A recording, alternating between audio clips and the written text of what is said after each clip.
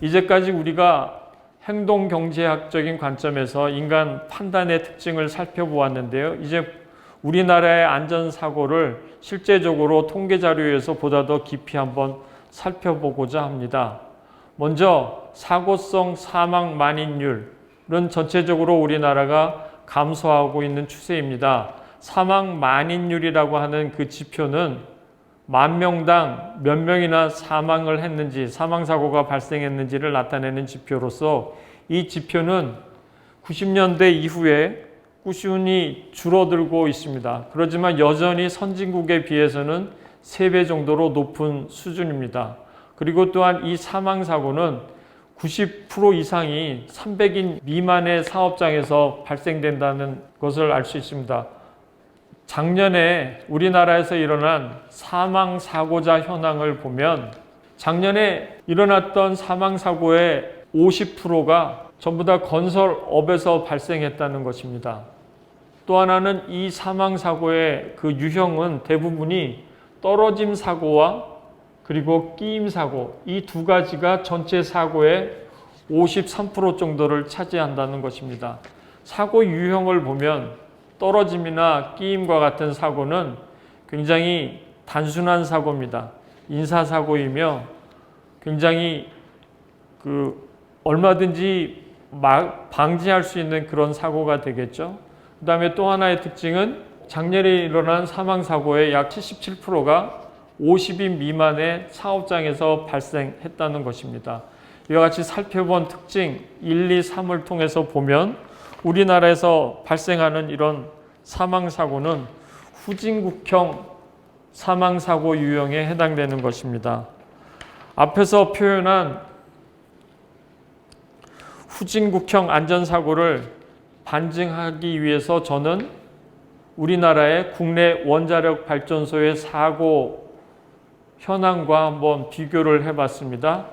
우리나라의 2015년부터 2020년까지 원자력 발전소에서 발생한 사고의 유형을 보면 다양한 원인에 의해서 사고가 일어나지만 이 원자력 발전소에서는 사망사고는 발생하지 않았습니다.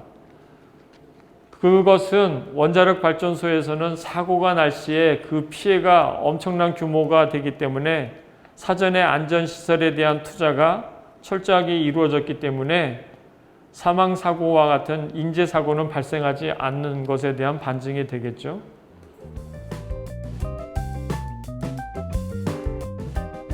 이제 앞에서 안전사고라고 하는 것을 인간의 행동 특성과 심리학적인 측면에서의 행동을 결정하는 3가지 요소 관점에서 찾아봤는데요. 이제 마지막으로 어떻게 하면 안전관리를 잘해서 안전사고와 재해사고를 막을 수 있겠는가라는 측면에서 한번 살펴보고자 합니다. 먼저 이 안전사고를 막기 위해서 먼저 개인적인 측면에서 한번 살펴보겠습니다. 앞에서 본 것처럼 300번의 경미한 사고를 통해서 경험하면서 인간은 계속적으로 편향된 휴리스틱이 쌓이게 되는 것이죠.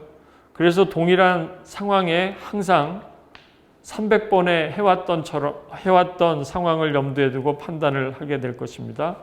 그런데 결국은 재해가 일어나는 것은 이런 1단계, 2단계, 3단계의 그 연쇄 모형이 깨어지지 않는 한 사고가 발생할 수밖에 없고 사고가 재해까지 연결되는 상황에서 1단계부터 3단계는 모두 인적 요인하고 관계되는 인적 요인과 관계되는 건데요.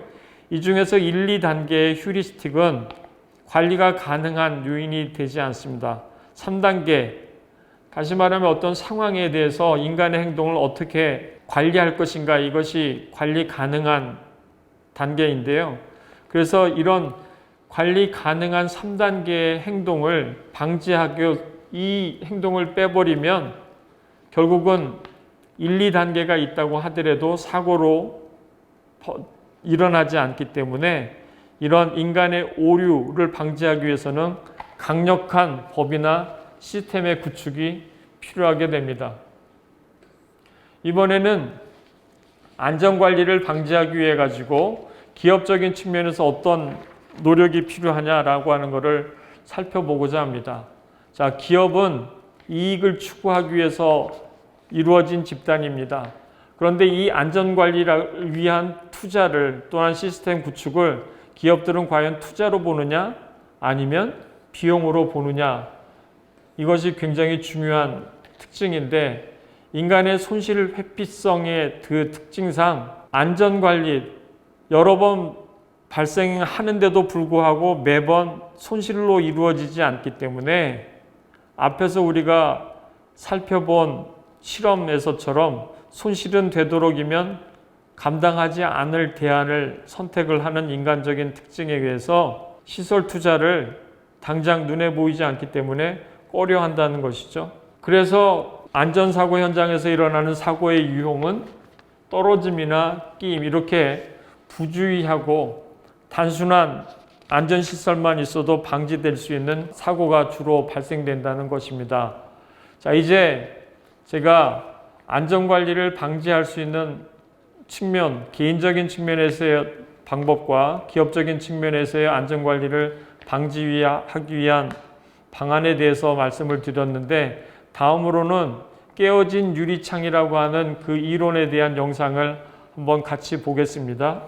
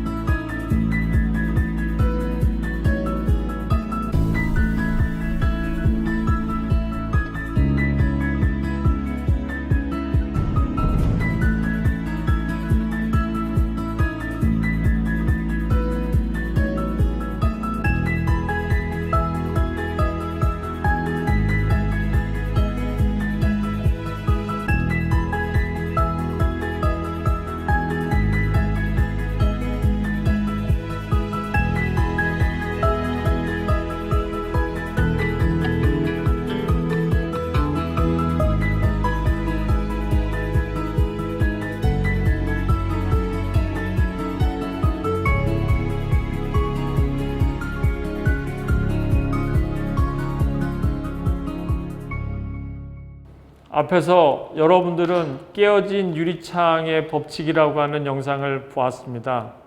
자, 여러분들이 몸담고 있는 직장이 재해 연쇄 모형에 움직이는 그런 직장이 되기를 원하시는지요?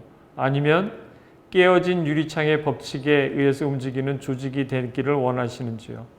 자, 이게 여러분들의 선택에 따라서 재해 연쇄 모형이 지배하는 조직이 될 수도 있고, 깨어진 유리창의 법칙이 지배하는 그런 조직이 될 수도 있습니다. 자, 이제 여러분들의 선택이 남아 있습니다. 자, 저의 강의를 여기서 마치겠습니다. 수고하셨습니다.